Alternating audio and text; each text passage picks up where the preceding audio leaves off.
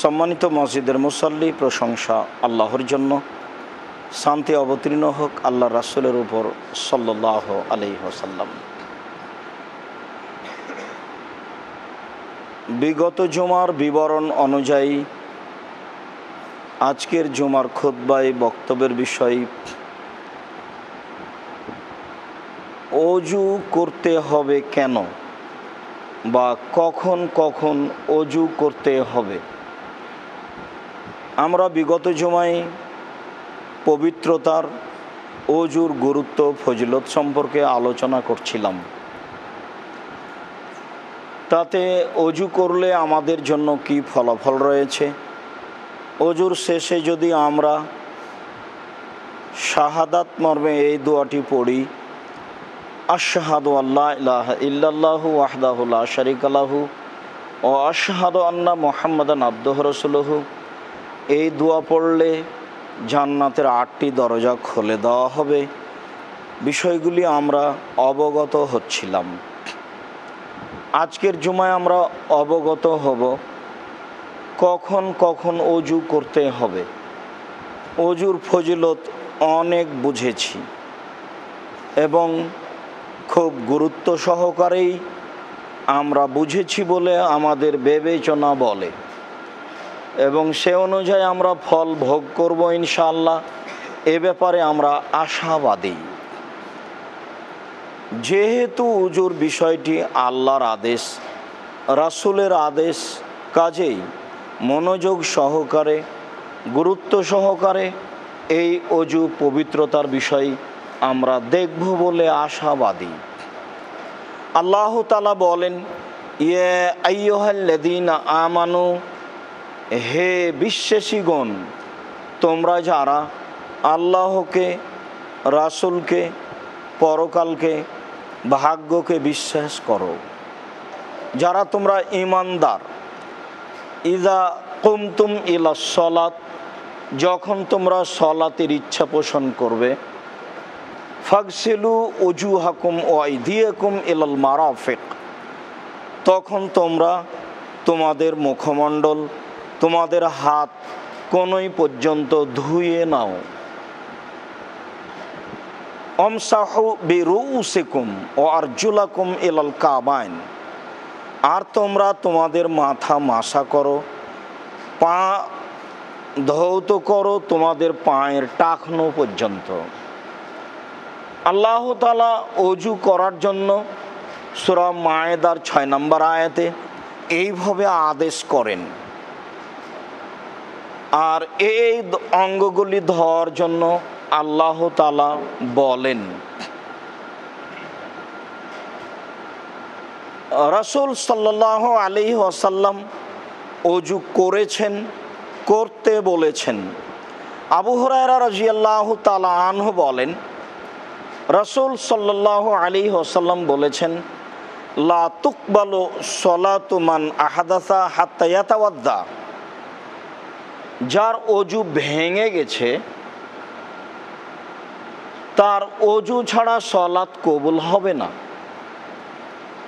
সলাত কবুলের জন্য প্রথম শর্ত হচ্ছে অজু। অজু করেই তাকে সলাত আদায় করতে হবে। যতক্ষণ পর্যন্ত সে অজু করছে না ততক্ষণ পর্যন্ত অন্তত সলাত নামক ইবাদত কবুল হবে না বলে রাসূল সাল্লাল্লাহু আলাইহি সাল্লাম জোরালোভাবে বলেন। আব্দুল্লাহ ইবনে ওমর রাদিয়াল্লাহু তাআলা আনহু বলেন, রাসূল সাল্লাল্লাহু আলাইহি ওয়াসাল্লাম বলেছেন, লা তুকবালু সলাতুন বিগাইরি তাহুরিন, অজু ছাড়া সলাত কবুল হবে না। ওয়ালা সাদাকাতুন মিন গুলুল, আর আত্মসাৎ করা সম্পদ, অবৈধ সম্পদ দান করলে তা কবুল হবে না। দুইটি বাক্য পাশাপাশি এসেছে। প্রথম বাক্যটি অজু ছাড়া সলাত হবে না, দ্বিতীয় বাক্যটি অবৈধ সম্পদ দান করলে কবুল হবে না। সম্ভবত দুইটি ইবাদতই মানুষের পরকালের জন্য খুব বড় মাধ্যম। সলাত যে বড় মাধ্যম তা সবাই জানে, জানি যে মানুষের জীবনে ইবাদত নামে যত ইবাদত আছে সবই নির্ভর করে সলাতের উপর। যদি সলাত কবুল হয় তাহলে বাকি সব ইবাদত কবুল হবে, যদি সলাত কবুল না হয় তাহলে বাকি সমস্ত ইবাদত বাতিল হবে, তা প্রত্যাখ্যান করা হবে।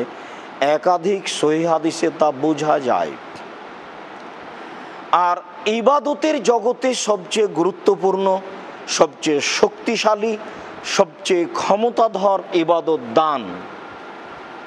দান করলাম, পয়সা বৈধ নয়, তখন তার ফল ভোগ করব, এ কথাও ঠিক নয়। বিষয়টি রাসূল সাল্লাল্লাহু আলাইহি সাল্লাম খুব জোরালোভাবে অত্র হাদিসে বললেন বলে আমরা বুঝতে পারলাম। আবু হুরায়রা রাদিয়াল্লাহু তাআলা আনহু বলেন, রাসূল সাল্লাল্লাহু আলাইহি ওয়াসাল্লাম বলেছেন, ইন্নাল্লাহ তাইয়্যিব, নিশ্চয়ই আল্লাহ হচ্ছেন পবিত্র। লা ইয়াকবালু ইল্লা তাইয়্যিবা, আল্লাহ পবিত্র ছাড়া কবুল করেন না। যদি মানুষ বৈধ পয়সা দান না করে তাহলে সেটা কবুল হবে না। হাদিস বুখারী মুসলিম। এভাবেই রাসূল সাল্লাল্লাহু আলাইহি সাল্লাম বলেন। আমরা বুঝছিলাম যে অজু ছাড়া সলাত কবুল হবে না, সলাতের জন্য অজু। আলী রাদিয়াল্লাহু তাআলা আনহু বলেন, রাসূল সাল্লাল্লাহু আলাইহি ওয়াসাল্লাম বলেছেন, মিফতাহুস সলাতে আত-তাহুর, সলাতের চাবি হচ্ছে অজু। চাবি কথাটা কেন ব্যবহার হয়েছে? চাবি দিয়ে তালা খোলা যায়, তালা খুললে ভিতরে ঢুকে সব কিছু দেখা যায়। যতক্ষণ পর্যন্ত ঘরের ভিতরে না ঢুকেছেন ভিতরে কি আছে তা দেখতে পাবেন না। আর ঘরে যদি তালা মারা থাকে তাহলে ঢোকা যাবে না। তাহলে বোঝা যাচ্ছে যে যা দিয়ে সব কিছু পাওয়া যায়, দেখা যায়, তা হলো তালা, তা হলো চাবি। তাহলে যা দিয়ে সব কিছু পাওয়া যায় তা হলো সলাত, আর সলাত পাওয়া যায় যা দিয়ে তা হলো অজু। তাই রাসূল সাল্লাল্লাহু আলাইহি সাল্লাম বললেন, মিফতাহুস সলাতে আত-তাহুর, সলাতের চাবি হচ্ছে অজু। এই কথা বলার পরে তিনি আরো দুইটি বাক্য বলেন। তিনি বলেন, তাহরিমুহাত তাকবীর, আল্লাহু আকবার বললে সব কিছু হারাম হয়ে যায়। ও তাহলিলুহাত তাসলিম, আর সালাম ফিরলে সব কিছু হালাল হয়ে যায়। আল্লাহু আকবার বলার পরে সামাজিক, দুনিয়াবি, বৈধ অবৈধ কোনো কাজ করার জন্য মানুষের জন্য আর অনুমতি থাকে না। বৈধ অবৈধ কোনো কাজ করতে পাবে না আল্লাহু আকবার বলার পরে। আল্লাহু আকবার বলার পরে সানা, সব বৈধ হালাল হবে যখন সালাম ফিরা হবে তখন। অত্র হাদিসে রাসূল সাল্লাল্লাহু আলাইহি সাল্লাম অজুর কথাটি এইভাবে বলেন। মুহাজির ইবনে কুনফুজ রাদিয়াল্লাহু তাআলা আনহুর বিবরণ, আন্নাহু আতান নবিয়্য সাল্লাল্লাহু আলাইহি সাল্লাম ওয়া হুয়া ইয়াবুল, একদা মুহাজির ইবনে কুনফুজ রাসূল সাল্লাল্লাহু আলাইহি সাল্লামের নিকটে আসলেন, তখন তিনি পেশাব করছিলেন।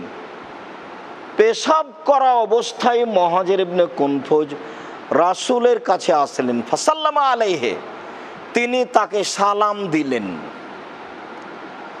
ফালাম ইয়ারুদ্দু আলাইহি সালাম, তিনি সালামের উত্তর দিলেন না। হাত্তা তাওয়াদ্দা, তিনি অজু করলেন, তারপরে সালামের উত্তর দিলেন। সুমাইতাদারা ইলাইহি, তারপরে তিনি বললেন, দেখো, ইন্নী কারিহতু আন আযকুরাল্লাহা ইল্লা লা তাহুরিন, আমি অজু ছাড়া আল্লাহকে ডাকা পছন্দ করি না। তুমি আমাকে সালাম দিলে, আমি তার উত্তর দিলাম না, এই জন্য যে আমি অজু অবস্থায় ছিলাম না। আয়েশা রাদিয়াল্লাহু তাআলা আনহা বলেন, কানান নবী সাল্লাল্লাহু আলাইহি সাল্লাম ইয়াযকুরু আলা কুল্লি আহিয়ানিহি, রাসূল সাল্লাল্লাহু আলাইহি সাল্লাম সব সময়তে আল্লাহকে স্মরণ করতেন। সুবহানাল্লাহ হোক, আলহামদুলিল্লাহ হোক, লা ইলাহা ইল্লাল্লাহ হোক, আল্লাহু আকবার হোক, কোরআন তেলাওয়াত হোক, সালাত হোক, তাসবিহ তাহলিল জিকির আজকার হোক, যেটাই হোক না কেন তিনি সবসময় আল্লাহকে স্মরণ করতেন বলে আয়েশা রাদিয়াল্লাহু তাআলা আনহা বলেন। অত্র হাদিসে তিনি বলেন যে আমি তোমার উত্তর দেওয়াটা পছন্দ করিনি পবিত্রতা ছাড়া, আমি তোমার সালামের উত্তর দিইনি। আমি উঠে অজু করলাম, তারপরে তোমার সালামের উত্তর দিলাম।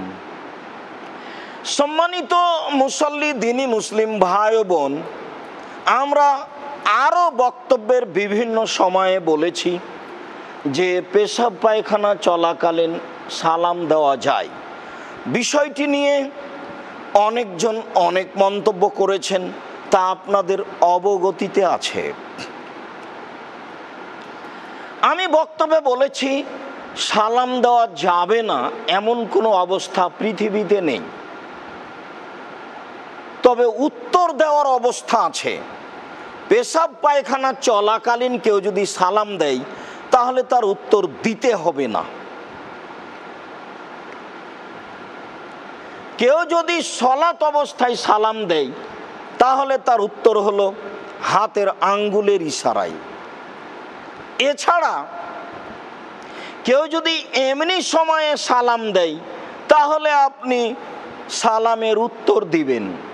উত্তর দেওয়ার ব্যাপারে ভিন্ন ভিন্ন তিনটি সময় বোঝা যায়। সালাম দেওয়া যাবে না এমন কোনো অবস্থা বোঝা যায় না। অনেক মন্তব্যকারী অনেক মন্তব্য করেছেন, এরপরেও আমাকে এই বিবরণ থেকে ফিরে আসতে হবে তা আমি বুঝিনি। কাজেই পুনরায় এই বিবরণ জাতির কাছে আবারও পেশ করলাম। সব সময় সালাম দেওয়া যাবে, পেশাব পায়খানাকালীন চলাকালীনও সালাম দেওয়া যাবে। ফিকহ গ্রন্থে 14টি জায়গায় সালাম দেওয়া যাবে না বলে উল্লেখ করা হয়েছে। কথা হয়েছে দলিলবিহীন। দলিলবিহীন ধর্ম চলে না, জোর করে অন্তত ইসলাম ধর্ম চলে না। কেন? তার জন্য আল্লাহর পক্ষ থেকে একজন নবী এসেছেন, তার কথা ও কর্মই ধর্ম, যা আল্লাহ তাআলা বলেছেন। যার কারণে খুব কঠোরভাবে বিগত জুমায় বলছিলাম যে সলাতের মধ্যে ফাঁকা হয়ে দাঁড়ানো বিষয়টি অতদিন পর্যন্ত জায়েজ হবে না যতদিন পর্যন্ত রাসূল সাল্লাল্লাহু আলাইহি সাল্লাম পৃথিবীতে আবার না এসেছেন। তিনি আবার এসে যখন বলবেন যে প্রাচীরের মতো ফাঁকা বন্ধ করে দাঁড়াতে হবে না, ফাঁকা হয়ে দাঁড়ালেও সলাত হবে, এই কথা যতদিন তিনি বলবেন না ততদিন পর্যন্ত তার এই চূড়ান্ত সিদ্ধান্তই থাকবে। যেহেতু তিনি কিয়ামত পর্যন্ত আর কোনোদিন আসবেন না, কাজেই এই সিদ্ধান্ত আর কিয়ামত পর্যন্ত কোনোদিন পরিবর্তন হবে না, এইটাই চূড়ান্ত। মানুষ পালন করতে পারবে না পারবে সেটা মানুষের ব্যাপার। মানুষ কি সব হুকুমই পালন করতে পারে? কেউ যদি এখন বিবাহিত অবস্থায় অশ্লীল কাজে লিপ্ত হয় তাহলে এদেশের কোনো মানুষ কি তা বাস্তবায়ন করতে পারে? এরকম যদি হয়, আসলে এরকম কি না তা মুসল্লি বুঝুক। প্রাচীরের মতো হয়ে দাঁড়ালে তার কত দূর সিদ্ধান্ত হতে পারে সুলি ফাঁসি, সেইটা সে বিবেচনা করতে পারে। আমি আপনাকে বলেছি রাসূল সাল্লাল্লাহু আলাইহি সাল্লাম শরীয়তের বিভিন্ন জায়গাতে যত চাপ দিয়ে জোরালো ভাবে বলেছেন সলাতে প্রাচীরের মতো হয়ে ফাঁকা বন্ধ করে সারিবদ্ধ হয়ে দাঁড়াতে হবে, এই জায়গা তিনি সবচেয়ে চাপ দিয়ে গুরুত্ব সহকারে বলেছেন। এবং 23 বছর জীবনে কোনো একদিন একক সলাত এইভাবে না বলে তিনি আরম্ভ করেছেন, তার প্রমাণ কিয়ামত পর্যন্ত কেউ দিতে পারবে না। সম্মানিত মসজিদের মুসল্লি, রাসূল সাল্লাল্লাহু আলাইহি সাল্লামের নিকটে তিনি আসলেন। তিনি পেশাবরত অবস্থায় ছিলেন, তিনি সালাম দিলেন। রাসূল সাল্লাল্লাহু আলাইহি সাল্লাম উত্তর দিলেন না, তিনি উঠে অজু করে উত্তর দিলেন। বলছিলাম যে অজু করতে হবে, এইটা রাসূলের আদেশ। পেশাব পায়খানার পরে অজু করতে হবে অত্র বিবরণে বোঝা যায়। আবু হুরায়রা রাদিয়াল্লাহু তাআলা আনহু বলেন, দাখালান নবী সাল্লাল্লাহু আলাইহি সাল্লাম আল খালা, রাসূল সাল্লাল্লাহু আলাইহি ওয়াসাল্লাম টয়লেটে বাথরুমে প্রবেশ করলেন পেশাব পায়খানার জন্য। ফাআতাইতুহু বিমাইন মিন ফিতাউরিন, আমি একটা পাথরের পাত্রে, বদনা জাতীয় পাথরের পাত্রে পানি নিয়ে আসলাম তার পেশাব পায়খানা থেকে পবিত্রতা অর্জনের জন্য। ফাস্তানজা বিল মায়ে, তিনি পানি দিয়ে পবিত্রতা অর্জন করলেন। সুম্মা মাসাহা আলাল আরদি ইয়াদাহু, তারপর তিনি তার হাতটাকে মাটির উপরে মারলেন, ঘষলেন। সুম্মা আতাইতুহু বিমাইন আখার, তারপর আমি আবার অন্য পানি নিয়ে আসলাম। ফাতাওয়াদ্দা, তিনি ওযু করলেন। সম্মানিত মসজিদের মুসল্লি, আমি অত্র বিবরণে কয়েকটি কথা বলতে চেয়েছি। তার প্রথম কথা বলতে চেয়েছি যে তিনি পেশাব পায়খানা থেকে পবিত্রতা অর্জনের জন্য পানি ব্যবহার করতেন। আগে ঢেল টিস্যু পেপার, তারপরে পানি, এই সিদ্ধান্ত নেহায়াত অন্যায় এবং রাসূল সাল্লাল্লাহু আলাইহি সাল্লামের উপরে একটা অন্যায় ফতোয়া, যা তিনি কখনো বলেন। যা আবারও বলছি, তিনি পেশাব পায়খানার পরে পানি দিয়ে পবিত্রতা অর্জন করতেন। না থাকলে তিনি ঢেল পাথর ব্যবহার করতেন, মর্মে টিস্যু পেপার ব্যবহার করবে সেইটা ভিন্ন কথা, সেটাও আদেশ। এরপরে তিনি তার হাতকে তিনি মাটি দিয়ে মাজলেন। পবিত্রতার একটা বড় দিক, পেশাব পায়খানা থেকে বের হয়ে আসার পরে এ হাতে জীবাণু লাগতে পারে। তাকে পরিষ্কার করার জন্য সাবান ব্যবহার করতে পারেন, তবে মাটি ব্যবহার করে পবিত্রতা অর্জন মুহাম্মদ সাল্লাল্লাহু আলাইহি সাল্লাম করেছেন। হাতকে জীবাণু থেকে মুক্ত করার জন্য এটাই পন্থা যা রাসূল সাল্লাল্লাহু আলাইহি সাল্লাম দিয়েছেন। উল্লেখ্য যে আরেকটা পাত্রে পানি নিয়ে এসে তাকে ওযু করার জন্য দিলাম, তাহলে কি যেই পাত্রে পানি ছিল সেই পাত্রে ওযু করা যাবে না? বা সেই পাত্রে কিছু পানি থেকে গেছে তাতে ওযু করা যাবে না? জি না, যাবে, এটাই ঠিক। ওই পাত্রেই পানি নিয়ে ওযু করতে পারেন, কোনো সমস্যা নেই। সাথে সাথে পেশাব পায়খানা করার পরে, পানি খরচ করার পরে ওই পাত্রে যদি পানি থেকে যায়, সেই পানি দিয়ে আপনি ওযু করতে পারবেন, ওই পানি অপবিত্র হয়নি, এ কথাই ঠিক। সম্মানিত মসজিদের মুসল্লি, আমরা বলছিলাম যে পেশাব পায়খানার পরে রাসূল সাল্লাল্লাহু আলাইহি সাল্লাম ওযু করতেন।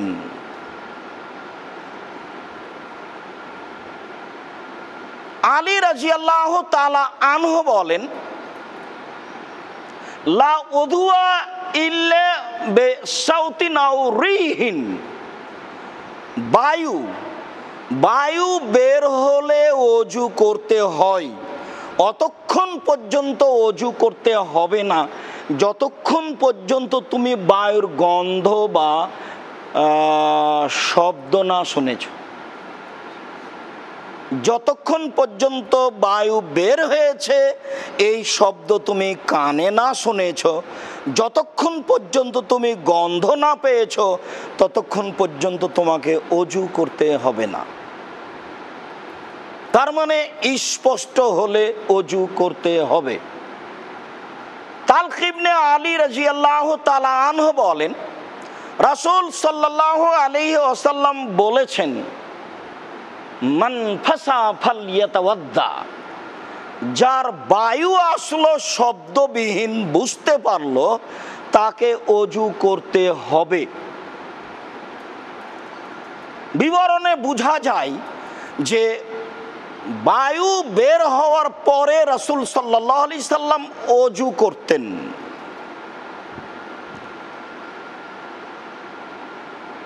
আলী রাদিয়াল্লাহু তাআলা আনহু বলেন, রাসূল সাল্লাল্লাহু আলাইহি ওয়াসাল্লাম বলেছেন, বেকাউ সাহে আল আইনানে ফামান নামা ফালিয়াতাওয়াদ্দা, পিছনের রাস্তার বন্ধন হচ্ছে দুই চক্ষু। যে ব্যক্তি ঘুমিয়ে যাবে সে যেন অজু করে। ঘুমিয়ে গেলে পিছনের রাস্তা বায়ু আসলো কি না এই অনুভূতি তার থাকে না। এই রাস্তায় বায়ু আসলো কি না এই অনুভূতি তার থাকে না। ঘুমিয়ে গেলে এই রাস্তার গতি স্বাভাবিকভাবে দুর্বল হয়ে যায়। যা রাসূল সাল্লাল্লাহু আলাইহি সাল্লাম বলেন, তিনি বললেন যে ঘুমিয়ে গেলে ঘুম থেকে উঠে অজু করতে হবে। তাহলে ঘুমিয়ে গেলে অজু ভেঙে যায়। পেশাব পায়খানা করলে অজু ভেঙে যায়। বায়ু আসলে অজু ভেঙে যায়, যা বিবরণে বোঝা যায়। আনাস রাদিয়াল্লাহু তাআলা আনহু বলেন, কানা আসহাবু রাসূলিল্লাহ সাল্লাল্লাহু আলাইহি ওয়াসাল্লাম ইয়ান্তাজিরুনা আল-ইশা হাত্তা তাকফিকা রউসুহুম সুম্মা ইসাল্লুনা ওয়া লা ইয়াতাদাউনা। এশার সালাতের জন্য সাহাবীগণ মসজিদে বসে বসে তন্দ্রায় ঢুলে পড়তেন। তাদের মাথা তন্দ্রায় ঢুলে পড়ত। তারপরে তারা সালাত আদায় করত, অজু করত না। সাহাবীগণ এশার সালাতের অপেক্ষায় বসে থাকতেন মসজিদে, তন্দ্রায় ঢুলে পড়তেন, পরে জামাতবদ্ধভাবে সালাত আদায় করতেন, অজু করতেন না।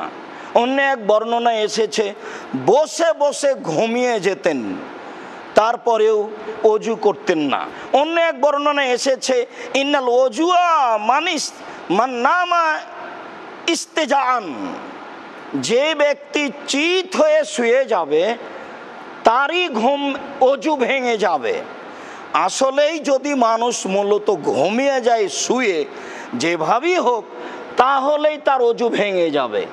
বসে বসে যদি ঘুমিয়ে যায় তাহলে অজু ভাঙবে না, যা হাদিসে বোঝা যায়। সম্মানিত মসজিদের মুসল্লি, ঘুমের কারণে অজু ভেঙে যায় তা বুঝতে পারলাম। জাবের ইবনে সামুরা রাদিয়াল্লাহু তাআলা আনহু বলেন, আন্না রাজুলান সালা রাসূলুল্লাহ সাল্লাল্লাহু আলাইহি সাল্লাম, একজন লোক আল্লাহ রাসূলকে জিজ্ঞাসা করলো, আল্লাহর নবী, নাতাওয়াদ্দা মিন লহমিল গানামে, আমরা ছাগলের গোশত খেয়ে কি অজু করব? কালা ইন শিতা তাতাওয়াদ্দা ওয়া ইন শিতা ফালা তাতাওয়াদ্দা, ছাগলের গোশত খেয়ে ইচ্ছা হলে অজু করো, নইলে না করো। আল্লাহ রাসূল নাতাওয়াদ্দা মিন লহমিল এবেলে, উটের গোশত খেয়ে কি অজু করব? কালা নাম তাতাওয়াদ্দা মিন লহমিল এবেল, হ্যাঁ উটের গোশত খেয়ে অজু করো। সম্মানিত দ্বীনি মুসলিম ভাই বোন, উটের গোশত খেয়ে অজু করতে হবে এ কথাই ঠিক। এটা সরাসরি হাদিসের অনুবাদ, যা বোঝা যায়। অত্র হাদিসের বিবরণে ইমাম শাফিঈ রাহিমাহুল্লাহ বলেছেন, এই অজু মানে মুখ হাত ধোয়া, মূলত অজু নয়। ইমাম আবু হানিফা রাহিমাহুল্লাহ বলেছেন, না, এই অজু মানে অজু। যেহেতু এক সময়ে ভারত, বাংলাদেশ, পাকিস্তানের আহলে হাদিসগণ শাফিউল মাসলাকের অনুসারী বলে নিজের পরিচয় দিয়ে আসতেন, যার কারণে কিছু বিদ্বানগণ বলেছেন যে উটের গোশত খেলে অজু ভেঙে যাবে, তা হলো মুখ হাত ধোয়া। আর এটাই ছাত্রদেরকে বুঝিয়ে এসেছেন, বিবরণ তা নয়। এটাই ঠিক যে উটের গোশত খেলে অজু ভেঙে যাবে, কেন এটার দরকার নেই। যেহেতু কেন রাসূল সাল্লাল্লাহু আলাইহি সাল্লাম বলেননি, তাই আমি একটা নিজে থেকে বলবো এটা পছন্দ করি না। যদিও বিদ্বানগণ কিছু বলেছেন, তার একটি বলেছেন উটের গোশতে চর্বি বেশি, চর্বি বেশি হলে অজু করা প্রয়োজন হতে পারে মুখ ভালো করে ধোয়ার জন্য। তবে অন্য জায়গাতে দুধ খেয়ে অজু করার কথা বলেছেন, তখন শুধু কুলি এসেছে, অজু আসেনি। রাসূল সাল্লাল্লাহু আলাইহি সাল্লাম যখন দুধ পান করতেন তখন তামাজ মাজা, তিনি ওযু কুলি করতেন। তিনি বলেন ফাইনালাহু দাসামা, দুধে চর্বি রয়েছে, কাজেই মুখ ধুইতে হবে। তাহলে দুধের কারণে কুলি করার কথা এসেছে, উটের গোস্ত সরাসরি কুলি করার কথা আসতো, যেহেতু আসেনি কাজেই অজুর কথা এসেছে। উটের গোস্ত খেলে অজু ভেঙে যাবে, অজু করতে হবে, এ কথাই ঠিক। বুসরা রাদিয়াল্লাহু তাআলা আনহা বলেন রাসূল সাল্লাল্লাহু আলাইহি ওয়াসাল্লাম বলেছেন মান মাসসা যাকারাহু ফালইয়াতাওয়াদ্দা, কোন মানুষ যদি তার পুরুষাঙ্গ স্পর্শ করে তাহলে তাকে অজু করতে হবে। তালক ইবনে আলী রাদিয়াল্লাহু তাআলা আনহু বলেন রাসূল সাল্লাল্লাহু আলাইহি সাল্লামকে জিজ্ঞাসা করা হয়েছিল যে মান মাসসা যাকারাহু, কোন মানুষ যদি তার পুরুষাঙ্গ স্পর্শ করে তাহলে তাকে কি অজু করতে হবে? বাদা মা ইয়াতাওয়াদ্দা, অজু করার পরে যদি স্পর্শ করে। তালা, তখন রাসূল সাল্লাল্লাহু আলাইহি সাল্লাম বললেন ও হাল হুয়া ইল্লা বাযাতুম মিনহু, না তা কেন, অজু করতে হবে কেন? এটা তো শরীরেরই একটা অঙ্গ, যেহেতু এটা শরীরের অঙ্গ কাজে স্পর্শ করলে অজু করতে হবে না। দুইটি বিবরণ মুখামুখি হয়ে গেল। বিবরণে বিদ্বানগণ বিভিন্ন কথা বলেছেন, যদিও এই সব কথার কোনো প্রয়োজন নেই। ইমাম শাফিঈ রাহিমাহুল্লাহ বলেছেন যে কাপড়ের আড়ে কেউ যদি স্পর্শ করে তাহলে অজু ভাঙবে না, কাপড় ছাড়াই যদি কেউ স্পর্শ করে তাহলে অজু ভেঙে যাবে। ইমাম আবু হানিফা রাহিমাহুল্লাহ বলেছেন যেহেতু রাসূল সাল্লাল্লাহু আলাইহি সাল্লাম বলেছেন শরীরের অঙ্গ কাজে অজু ভাঙবে না। এইগুলি বিবরণ নয়, বরং দুই হাদিসের বিবরণ এই যে মানুষ যদি উত্তেজিত হয়ে উত্তেজনা সহকারে পুরুষাঙ্গ বা স্ত্রী অঙ্গ স্পর্শ করে তাহলে তাদের অজু ভেঙে যাবে, এ কথাই ঠিক। কেন না, আয়েশা রাদিয়াল্লাহু তাআলা আনহা বলেন রাসূল সাল্লাল্লাহু আলাইহি সাল্লাম ওযু করে ফরজ গোসল করতেন, তারপরে সালাত আদায় করতেন ওই অজুতেই, আর অজু না করে।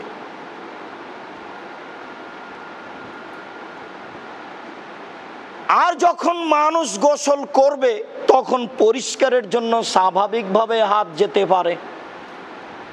কাজেই দুই হাদিসের বিবরণ এইভাবেই হবে যে মানুষ যদি উত্তেজিত হয়ে স্পর্শ করে তাহলে অজু ভেঙে যাবে, তাছাড়া অজু ভাঙবে না।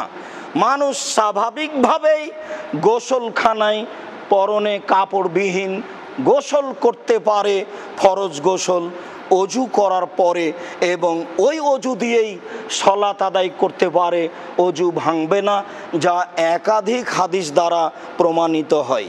সম্মানিত মসজিদের মুসল্লি, আমরা বলছিলাম রাসূল সাল্লাল্লাহু আলাইহি সাল্লাম যেসব সময়ে অজু করেছেন। আলী রাদিয়াল্লাহু তাআলা আনহু বলেন সাআলতু রাসূলুল্লাহ সাল্লাল্লাহু আলাইহি ওয়াসাল্লাম মিনাল মাদিয়ে, আমি রাসূলকে জিজ্ঞাসা করলাম মজি, শুক্রকীটের পূর্ব মুহূর্তে যেই তরল পদার্থ আসে পুরুষ অঙ্গে স্ত্রী অঙ্গে, সেই পদার্থের নাম হচ্ছে মজি। আমি আলী রাদিয়াল্লাহু তাআলা আনহু আল্লাহ রাসূলকে জিজ্ঞাসা করলাম মজি সম্পর্কে, যে তাতে অজু করতে হবে কি না। রাসূল সাল্লাল্লাহু আলাইহি সাল্লাম উত্তরে বললেন যে মিনাল মাদিয়াল ওযু ওয়াল মানিয়াল গোসল, যদি মজি আসে তাহলে অজু করতে হবে, আর যদি শুক্রকীট আসে তাহলে গোসল করতে হবে।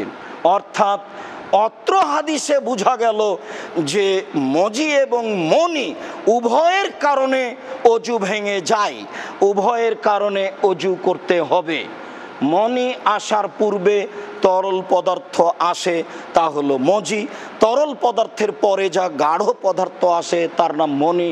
অত্র হাদিসে যা বোঝা যায়, সম্মানিত মসজিদের মুসল্লি, বলছিলাম মজি মনির কারণে অজু ভেঙে যায়, বায়ু আসলে অজু ভেঙে যায়, ঘুমিয়ে গেলে অজু ভেঙে যায়,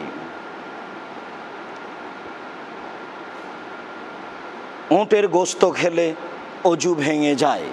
এসবগুলি অজু ভেঙে যাওয়ার কারণ।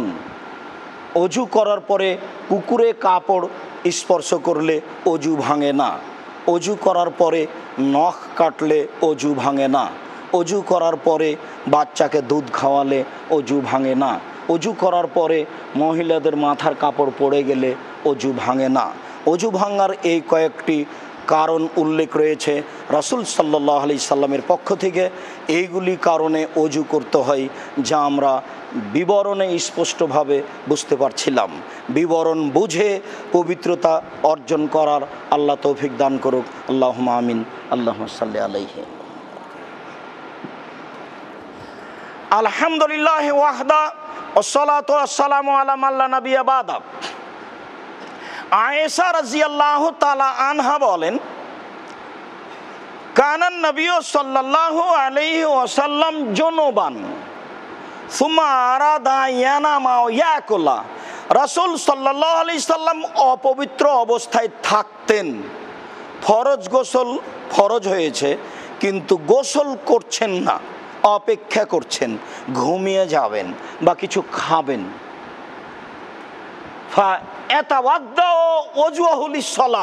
তখন তিনি সলাতের মতো অজু করে ঘুমিয়ে যেতেন, সলাতের মতো অজু করে খেতেন। অপবিত্র অবস্থায় খাওয়া যাবে না, এই ধারণা শিরক। অপবিত্র অবস্থায় গাছের ফল পাড়া যাবে না, ঘর বাড়ি ঝাড়ু দেওয়া যাবে না, ভাত রান্না করা যাবে না, সব কথা শিরকের অন্তর্ভুক্ত। যা ভারত, বাংলাদেশ, পাকিস্তান যেহেতু হিন্দুদের দেশ, কাজে এসব কথা বিরাজ করে। এটা শিরক নয়, তবে ঘুমাতে চাইলে বা কিছু খেতে চাইলে অজু করতে হবে। রাসূল সাল্লাল্লাহু আলাইহি সাল্লাম এ সময় অজু করতেন, যা আয়েশা রাদিয়াল্লাহু তাআলা আনহা বলেন। আবু সাঈদ খুদরি রাদিয়াল্লাহু তাআলা আনহু বলেন, রাসূল সাল্লাল্লাহু আলাইহি ওয়াসাল্লাম বলেছেন, মান আতা ইমরাতাহু, কোন মানুষ যদি তার স্ত্রীর সাথে মিলনে লিপ্ত হয়, সুমা ইয়াউদাহু, পুনরায় আবার মিলনের ইচ্ছা পোষণ করে, ফাল ইয়াতাওয়াদ্দা বাইনাহুমা উদওয়ান, তাহলে সে যেন এই দুইটার মাঝে অজু করে নেয়। এখানে রাসূল সাল্লাল্লাহু আলাইহি সাল্লাম অজু করার জন্য আদেশ করেন, ফরজ তা নয়। এই অজুতে কোনো শরীরে জীবাণু ঢুকতে পারবে না এবং শরীরে ফুর্তি আসতে পারে বলে বোঝা যায়। কিছু বোঝা যাক আর না যাক, রাসূল সাল্লাল্লাহু আলাইহি সাল্লাম এই সময় অজু করতে বলেন। আয়েশা রাদিয়াল্লাহু তাআলা আনহা বলেন, কানান নবী সাল্লাল্লাহু আলাইহি সাল্লাম ইয়াগতাসিলু মিনাল জানাবা, রাসূল সাল্লাল্লাহু আলাইহি সাল্লাম জানাবাতের অপবিত্রতার গোসল করতেন। ফাবাদা ফাগাসালা ইয়াদাইহি, অপবিত্রতার গোসল করার জন্য তিনি প্রথমে দুই হাত ধুইতেন। এখন অজু চালু হয়নি, অজু করার পূর্বে দুই হাত ধোয়া। করোনা ভাইরাসের জন্য মানুষ হাত ধোয়ার জন্য কত প্রস্তুতি, আর কত হাতে কত কিছু লাগাচ্ছে, আর নাকে মুখে, আর মুখে লাগানো অবস্থায় সালাত আদায় করছে। কে যে দলিল দিল, স্বপ্নে দলিল পেল, আল্লাহই ভালো জানে। রাসূল সাল্লাল্লাহু আলাইহি সাল্লাম বলেছেন, টাকনোর নিচে কাপড় অবস্থায় সালাত আদায় করা হবে না। তিনি বলেছেন মুখ ঢেকে সালাত আদায় করা হবে না। আর মানুষ মুখ ঢেকে নির্দ্বিধায় সালাত আদায় করছে। আরে মরতে তো লাগবে, দুদিন আগেই না হয় মরলাম। আর যদি করোনা ভাইরাস মহামারী হয়, তাহলে তো রহমত জান্নাত পাবই।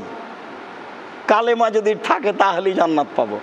আর যদি গজব হয়, হতেও পারে, তাহলে ভালো ভালো, মন্দ মন্দ। গজব যদি হয় তার জন্য এগুলো নয়। গজব যদি হয় ধারাবাহিক বলে আসছি, তার জন্য দুয়া, তার জন্য সলাত, তার জন্য জিকির, তার জন্য ইস্তেগফার, তার জন্য তাসবিহ তাহলিল, তার জন্য দান। 5টা পদ্ধতি বলেছেন যদি তা গজব বিপদ হয়। কেননা গজব বিপদ হলে এভাবে ঠেকানো যাবে না। এই সময়ে সবকে মসজিদে চলে আসতে হবে, মসজিদই বন্ধ। বিপদ হলে বাঁচার পথ মসজিদ। একজন সাহাবী বলছেন যে আমি তীর চালাচ্ছিলাম মাঠে, হঠাৎ সূর্যের গ্রহণ লেগে গেছে, আমি তীর ফেলে দিয়ে দৌড়ালাম, দেখি বিপদে রাসূল কি করেন। দৌড়াতে দৌড়াতে গিয়ে মসজিদে দেখছি তিনি সালাত আরম্ভ করেছেন, চন্দ্র সূর্য গ্রহণের সালাত। তিনি বলেন মানুষ এরকম বিপদ দেখলে মানুষ এই 5টি পথ অবলম্বন করবেন। তার একটি পথ হলো সালাত, দোয়া, জিকির, তার একটি পথ হলো দান। সেগুলো বন্ধ করে মানুষ এইগুলি পথ অবলম্বন করেছে। সম্মানিত মসজিদের মুসল্লি, আয়েশা রাদিয়াল্লাহু তাআলা আনহা বলেন যে তিনি ফরজ গোসল করবেন, তার ওযু করবেন, তার আগে হাত দুইটি ধুইলেন। হাতের ব্যাপারে ভিন্ন ধরনের হুকুম, জোরালো হুকুম। আবু হুরায়রা রাদিয়াল্লাহু তাআলা আনহু বলেন রাসূল সাল্লাল্লাহু আলাইহি সাল্লাম বলেছেন যদি তোমাদের কোনো ব্যক্তি ঘুম থেকে উঠে খবরদার সাবধান, সে যেন তার হাতকে পানির পাত্রে না ডুবায় যতক্ষণ পর্যন্ত হাত না ধুয়েছে। এখনো অজু চালু হয়নি, এখনো পানি পান করা শুরু হয়নি, সব আগে হাত দুটি ধুইতে হবে। কেন? ফাইন্নাহু লা ইয়াদরি আইনা বাতাতাহু, সে জানে না তার হাত দুটি কোথায় কোথায় গেছে রাতে। তার মানে হাতে জীবাণু লাগতে পারে, পেশাব পায়খানা রাস্তায় যেতে পারে, আরও কিছু অপবিত্রতাতে হাত চলে যেতে পারে। অতএব তুমি হাত পানিতে ডুবাবা না। সম্মানিত মসজিদের মুসল্লি, ফরজ গোসল করার সময়তে হাত আগে ধর পরে অজু করতে হবে। হাতের বিষয়টি ভিন্ন, যা একাধিক হাদিস থেকে পেশ করছিলাম। অতএব হাত এইভাবে ধুইতে হবে অজু করার সময়তে। বাড়িতে ঢোকে, বাড়ি থেকে বের হওয়ার সময়তে এই সময়ে হাত ভিন্নভাবে ধুইতে হবে। এরপরে এরপরে রাসূল সাল্লাল্লাহু আলাইহি সাল্লাম অজু করলেন, সলাতের অজু। আবার বুঝিয়ে বলি, এখন অজু করতে যাচ্ছেন তো অজু তো তা হাত ধুইবেনি। তারপরে রাসূল সাল্লাল্লাহু আলাইহি সাল্লাম অজু করেন, সলাতের অজু মানে গুরুত্ব সহকারে অজু করেন, ফরজ গোসলের অজু। তার মানে ফরজ গোসলের অজুতে হাত ধোয়া আছে, এর পরেও তিনি পূর্বে হাত ধুইলেন। ফরজ গোসল ফরজ হয়ে গেলে মানুষের শরীরে যে জীবাণু প্রকাশ পায় তার বেশি প্রকাশ পায় তার দুই হাতে, এ কথাই ঠিক। নইলে তিনি অজু করার পূর্বে হাত ধোয়ার ব্যাপারে এত সতর্কতা পেশ করলেন কেন, বা নিজেই এত সতর্কতা অবলম্বন করলেন কেন? সম্মানিত মসজিদের মুসল্লি, রাসূল সাল্লাল্লাহু আলাইহি সাল্লাম এ সময় সালাতের অজু করেন ফরজ গোসলের পূর্বে। আদি ইবনে সাবিত রাদিয়াল্লাহু তাআলা আনহু বলেন রাসূল সাল্লাল্লাহু আলাইহি ওয়াসাল্লাম বলেছেন তাদাউস সালাতা ফি আকরাইহা আল্লাতী তাহিজু ফিহা, মহিলারা ওই সময়ে সালাত ছেড়ে দিবে যেই সময়ে ঋতুবতী ছিল। সুম্মা তাগতাসিলু ওয়া তাতাওয়াদ্দাউ, তারপরে তার ঋতু পার হয়ে গেলে অজু করবে, গোসল করবে, তারপরে সালাত আদায় করবে, সিয়াম পালন করবে। ঋতু থেকে পবিত্র হলে তাকে অজু করতে হবে, গোসল করতে হবে, এটা একটা বিধান। উম্মু আতিয়া রাদিয়াল্লাহু তাআলা আনহা বলেন দাখালা আলাইনা রাসূলুল্লাহ সাল্লাল্লাহু আলাইহি সাল্লাম ওয়া নাহনু নাগতাসিলু ইবনাতাহু, রাসূল সাল্লাল্লাহু আলাইহি সাল্লাম আমাদের কাছে আসলেন, ভিতরে ঢুকলেন, তখন আমরা মহিলারা রাসূলের মেয়েকে গোসল দিচ্ছিলাম। ফাকালা, তিনি বললেন ইগসিলিহা সালাসান আও খামসান আও আকসারা, তোমরা তাকে 3 বার গোসল দাও, 5 বার গোসল দাও, ততোধিকবার গোসল দাও। শোনো, আবদা বে মায়ামিনহা ওয়া মাওদিল ওযুয়ে মিনহা, ডান দিক থেকে গোসল শুরু করো আর অজু দিয়ে গোসল শুরু করো। তাহলে মরা মানুষকে গোসল দিতে হবে অজু দিয়ে। যেসব স্থানে রাসূল সাল্লাল্লাহু আলাইহি সাল্লাম অজুর কথা বলেন, যেসব স্থানে তিনি অজু করেন, সম্মানিত মসজিদের মুসল্লি, আবু হুরায়রা রাদিয়াল্লাহু তাআলা আনহু বলেন রাসূল সাল্লাল্লাহু আলাইহি সাল্লাম বলেছেন মান গাসসালা মাইয়াতান ফালিয়াগতাসিল, যে ব্যক্তি মরা মানুষকে গোসল দেওয়াবে সে যেন গোসল করে। ওমান হামালাহু ফালিয়াতাওয়াদ্দা, আর যে ব্যক্তি মরা মানুষকে কাঁধে করে নিয়ে যাবে সে যেন অজু করে। বিধান, অজুর বিধান। যেসব স্থানে রাসূল সাল্লাল্লাহু আলাইহি সাল্লাম অজু করতে বলেন, অজু করেন। আমি মরা মানুষকে কাঁধে নিলাম, তাতে আমার কি হলো সেই কথা আমি বলতে চাচ্ছি না। কি হলো কি, রাসূল সাল্লাল্লাহু আলাইহি সাল্লাম কিছু বলেননি, তাতে কিছু বলতে পারছি না। তিনি বহন করলে অজু করার জন্য আদেশ করেন, যদিও অজু করা ফরজ নয়। তিনি গোসল করলে গোসল করার জন্য, গোসল দিলে গোসল করার জন্য আদেশ করেন। তাহলে মরা মানুষকে গোসল দিলে কোনো শরীরে জীবাণু আসতে পারে, এ কথাই ঠিক। যাকে সরানোর পদ্ধতি হচ্ছে গোসল করতে হবে, আর তাকে বহন করে নিয়ে গেলে অজু করতে হবে, যা রাসূল সাল্লাল্লাহু আলাইহি সাল্লাম বলেন। বারা ইবনে আযিব রাদিয়াল্লাহু তাআলা আনহু বলেন, কালা রাসূলুল্লাহ সাল্লাল্লাহু আলাইহি সাল্লাম রাজুলিন, রাসূল সাল্লাল্লাহু আলাইহি সাল্লাম একটা লোককে বললেন, শোনো, ইদা আওয়াইতা ইলা ফিরাশিকা, যখন তুমি তোমার বিছানে ঘুমাতে যাওয়া, তাওয়াদ্দা অজু আকালিস সালাত, তখন তুমি সলাতের অজু করো। যখন তুমি বিছানে ঘুমাতে যাবা, তখন সলাতের জন্য যে অজু করতে হয় সেই অজু করো। সুম্মাস্তাজে আলা শিক্কিকাল আইমান, তারপর তুমি ডান কাতে শও। পা কোন দিকে থাকবে এ কথা নয়, শুধুমাত্র পেশাব পায়খানার ব্যাপারে মুখ কোন দিকে হবে, কেবলার দিকে মুখ হবে কি না এটা নিষিদ্ধ আছে। শুধুমাত্র পেশাব পায়খানায় কেবলার বিষয়টি রয়েছে, তবে ঘুমানোর সময় কেবলার বিষয়টি নয়। ঘুমানো আপনার যেদিকে পা দিয়ে সহজ সম্ভব হয় সেদিকে পা দিয়ে আপনি ঘুমান, তবে ডান কাতে ঘুমাতে হবে, এটা রাসূল সাল্লাল্লাহু আলাইহি সাল্লামের আদেশ। সম্মানিত মসজিদের মুসল্লি, কিভাবে ভারত, বাংলাদেশ, পাকিস্তানে, বাংলাদেশে এটা হয়ে গেল যে কেবলার দিকে মুখ করে শোয়া যাবে না। এক প্রোগ্রামে গেছিলাম নাটোরে, তো কেবলার দিকে মুখ করে ঘুমিয়ে আছি, তো একজন সাক্ষাতে এসেছে, তো বলছে এনার বক্তব্য শুনে কি হবে, কেবলার দিকে মুখ করে ঘুমিয়ে আছে। নেন, যেহেতু এইভাবেই শুনেছে, এইভাবেই জানে, ধরে নিয়েছে এটাই ধর্ম। আর হয়তোবা ইমামদেরকে জিজ্ঞাসা করলে এটাই বলবেন, কেননা মসজিদের ইমাম সাধারণত কোরআন হাদিস নিয়ে চিন্তা ভাবনা করে না বা করার দখল থাকে না। ইসলাম বের হয়েছে সৌদি আরব থেকে, বের হয়ে ইরাকে ঢুকেছে, ইরাক থেকে বের হয়ে ইরানে এসেছে, ইরান থেকে বের হয়ে পাক ভারতে এসেছে। মোগলেরা এদেশে ইসলাম প্রচার করেছে, তবুও তারা চিশতি তরিকাপন্থী ছিল, আস্তে আস্তে উল্টে গেছে। আর যখন ইরান থেকে ইসলাম পাক ভারতে এসেছে, তখন ইরানের সমস্ত বড় আলেমকে হত্যা করা হয়েছিল। কোনো বড় আলেম ওই সমাতে ছিল না, আবার তরিকাপন্থীরা ইসলাম নিয়ে এসেছে, যার কারণে ভারত, বাংলাদেশ, পাকিস্তানে বড় আলেম নেই। যার কারণে এদেশের মসজিদে যারা ইমামতি করে তারা মোল্লা বা তারা মুন্সি, তাদের ধর্মকর্ম জানার প্রয়োজনও নেই।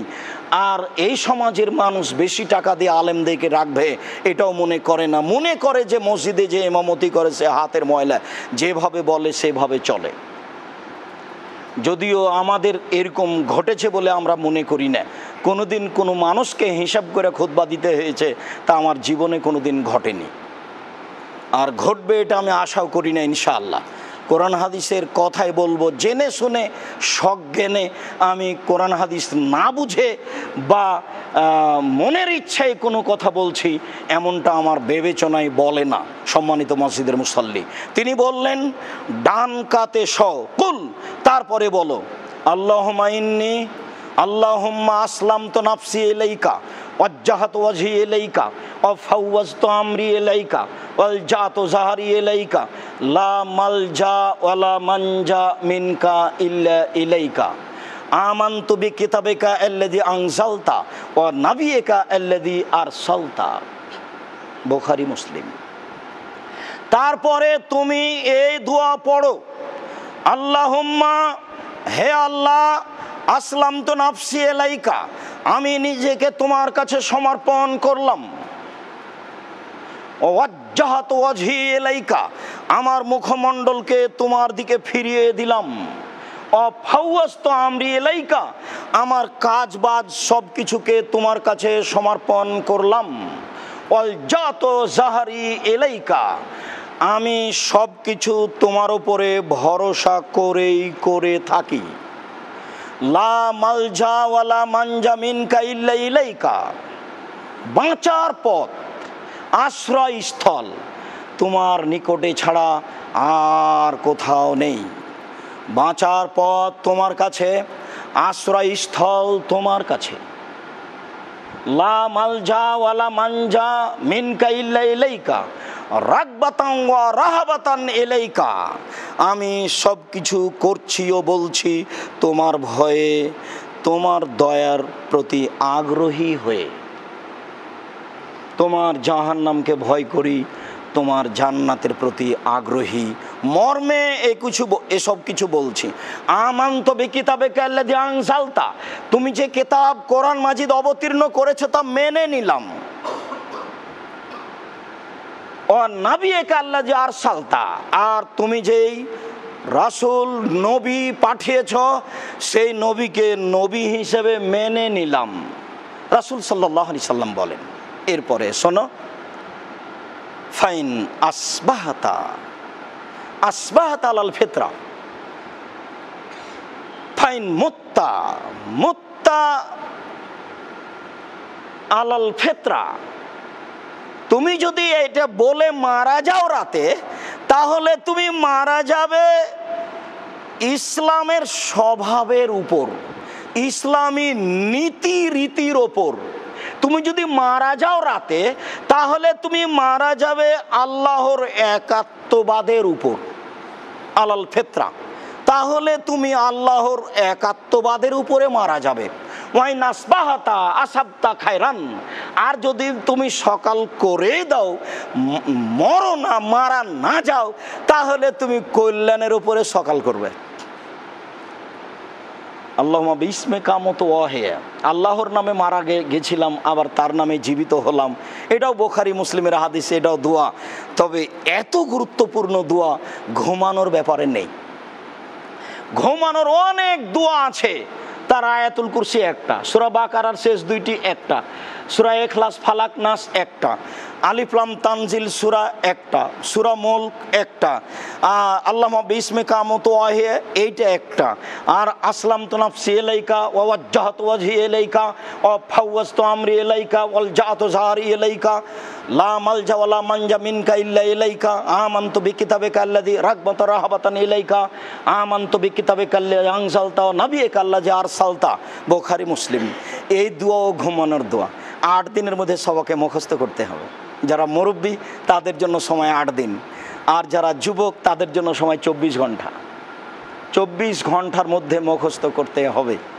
বই রাসূল সাল্লাল্লাহু আলাইহি সাল্লামের দোয়া, রাসূল সাল্লাল্লাহু আলাইহি সাল্লামের দোয়া আব্দুর রাজ্জাক মিদিসুব, এছাড়াও দুয়ার বইয়ে পাওয়া যাবে। এছাড়াও বাংলা মেসকাত আপনার সকাল সন্ধ্যায় ঘুমানোর ব্যাপারে পাওয়া যাবে। সম্মানিত মসজিদের মুসল্লি, বিশাল দোয়া, খুব গুরুত্বপূর্ণ দোয়া, যেই দোয়া রাসূল সাল্লাল্লাহু আলাইহি সাল্লাম নিয়মিত ব্যবহার করতেন, যার ফলাফল এইটা। কাজেই কষ্ট হলেও পৃথিবীর সকল দিনী মুসলিম ভাই বোনকে, বাঙালি ভাই বোনকে মুখস্থ করার জন্য অনুরোধ জানাচ্ছি।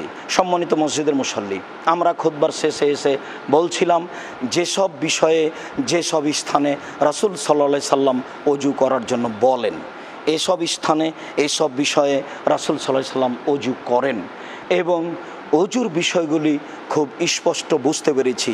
যেহেতু ফজিলত গুরুত্বের কথা গত জুমায় বলেছি, কাজে আমরা অনলাইন আল ইতেশাম টিভিতে দেখে নিব।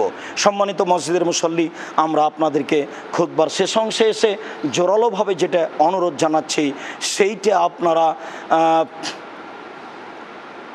জীবন ঘনিষ্ঠ প্রশ্ন ও আধুনিক যুগ জিজ্ঞাসার উত্তর কোরআন এবং সহিহ হাদিস ভিত্তিক পেতে অনলাইন আল ইতেশাম টিভি দেখুন। জামিয়া সালাফিয়ার পক্ষ থেকে সম্প্রচারিত আল ইতেশাম টিভি। আল ইতেশাম টিভিতে আপনারা নিয়মিত এই জুমার খুতবা পাবেন। আমরা ধারাবাহিকভাবে জামিয়া সালাফিয়া ডাঙ্গিপাড়ায় যে বাইতুল হামদ জামে মসজিদ রয়েছে, যেটা আপনাদের অর্থ দ্বারাই গড়ে উঠেছে। সম্মানিত বাঙালি মুসলিম ভাই বোন, আমরা আপনাদেরকে এই আল ইতেসাম টিভিতে বিভিন্ন দিনে যে বক্তব্য প্রশ্নের উত্তর রয়েছে, বিশেষভাবে জুমার দিন যে খুতবা রয়েছে, এই খুতবাগুলি অনলাইন আল ইতেসাম টিভিতে দেখার জন্য অনুরোধ জানাচ্ছি, যা সম্প্রচারিত রয়েছে জামিয়া সালাফিয়া ডাঙ্গিপাড়া পবা রাজশাহী, জামিয়া সালাফিয়া রূপগঞ্জ নারায়ণগঞ্জের পক্ষ থেকে। সম্মানিত মসজিদের মুসল্লি, আমরা দ্বিতীয় বিষয়টি আপনাদেরকে অনুরোধ জানাচ্ছি, তা হচ্ছে এদেশে ইসলামকে টিকিয়ে রাখার একটি বড় মাধ্যম, তা হচ্ছে বেসরকারি কওমি মাদ্রাসা। বেসরকারি কওমি মাদ্রাসার একটি উন্নত মানের গুরুত্বপূর্ণ প্রতিষ্ঠান, তা হচ্ছে জামিয়া সালাফিয়া ডাঙ্গিপাড়া পবা রাজশাহী, জামিয়া সালাফিয়া রূপগঞ্জ নারায়ণগঞ্জ ঢাকা। এই প্রতিষ্ঠানে সার্বিক উন্নয়নে দানের হাত প্রশস্ত রাখবেন ইনশাআল্লাহ। আমরা আপনাদের জন্য আন্তরিকভাবে দোয়া করি, আল্লাহ যেন আপনাদের অর্থ সম্পদে বরকত দান করেন। আপনাদের যারা মারা গেছে তাদের কবরের শাস্তি মাফ করেন, তাদের কবরকে প্রশস্ত করেন, আপনাদের আহাল পরিবারকে আল্লাহ হেফাজতে রাখেন। পরের অংশে বলি, আল্লাহ আজকে অজুর ব্যাপারে যে সব বিবরণ পেশ করলাম, এই সময়গুলিতে আমাদেরকে অজু করে অজুর ফজিলত উপভোগ করার তৌফিক দান করো। আমরা যেন এসব স্থানে অজু করে অজুর যে ফজিলত রয়েছে অনেক, একেবারে নিষ্পাপ, আর অজু করার পরে যদি এই দোয়া পড়ি তাহলে জান্নাতের সব দরজা খোলা। অজু যখন ভালো করে অজু করবেন, অজু করার পরে যদি মসজিদে গিয়ে বসে থাকেন, তাসবিহ তাহলিল করেন, তাহলে হয়ে যাবেন সেই দিনের মতো যেদিন তা আপনার মা আপনাকে জন্ম দিয়েছে। যদি আপনি মারা যান, মরে যাওয়া ভালো, যদি বেঁচে থাকেন বেঁচে থাকা ভালো, দুটাই ভালো। এই কথা রাসূল সাল্লাল্লাহু আলাইহি সাল্লাম বলেন। আর আপনি নিষ্পাপ হয়ে যাবেন। অতএব আমরা ভালো করে অজু করে এই সময়গুলিতে, এসব স্থানগুলিতে অজু করে রাসূল সাল্লাল্লাহু আলাইহি সাল্লামের বলা কথাগুলিকে উপভোগ করতে চাই এবং এর ফলাফল আল্লাহর নিকটে জোরালোভাবে দাবি করি। আল্লাহ, যেহেতু তোমার ওপরে ভরসা করে তোমার রাসূলের নীতি অনুযায়ী অজুর পথ অবলম্বন করছি, অতএব তোমার রাসূল যেসব কথা বলেছেন এই ফল তুমি আমাদের দাও, তুমি দিবেই এ আশা আমরা করছি। তুমি আমাদেরকে দাও, অবশ্যই তুমি দাও। সম্মানিত মসজিদের মুসল্লি, এরপরে বলছি যে আমাদের যারা মারা গেছে তুমি তাদের কবরের শাস্তি মাফ করো। আমরা যারা অসুস্থ তুমি তাদের আরোগ্য দান করো। আমরা যারা বেঁচে আছি তুমি তাদেরকে তোমার রাসূলের পদ্ধতি অনুযায়ী চলার তৌফিক দান করো। তোমার দরবারে এই জোরালো দাবি ও দাওয়া দোয়া রেখে আজকের জুমার খুতবা এখানে শেষ করলাম।